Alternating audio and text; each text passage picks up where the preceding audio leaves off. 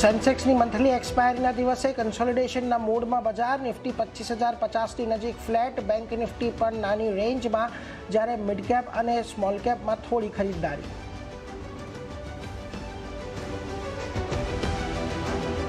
Capital goods, સરકારી કંપનીઓ અને મેટલ શેરોમાં સારી ખરીદદારી. કેપિટલ ગુડ્સમાં કેઇન્સ, પીજી ઇલેક્ટ્રોપ્લાસ્ટ અને ડિક્સન 1 થી 2% વધ્યા, જ્યારે રિયલ્ટી અને ઓટો શેરોમાં આજે પ્રોફિટ બુકિંગ.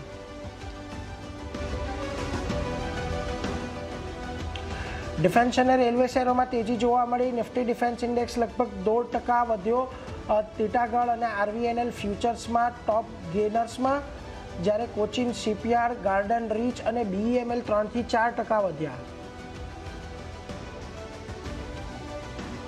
તો સીએનબીસી બજાર એક્સક્લુઝિવ પર ફરી મહોર. પોલીકેબમાં નોંધાયો મોટો સોદો. 22.73 લાખ શેરોમાં સોદા થયા. લાર્જ ટ્રેડની કુલ વેલ્યુ 1695 કરોડ 7,458 પ્રતિ શેર પર થઈ ડીલ.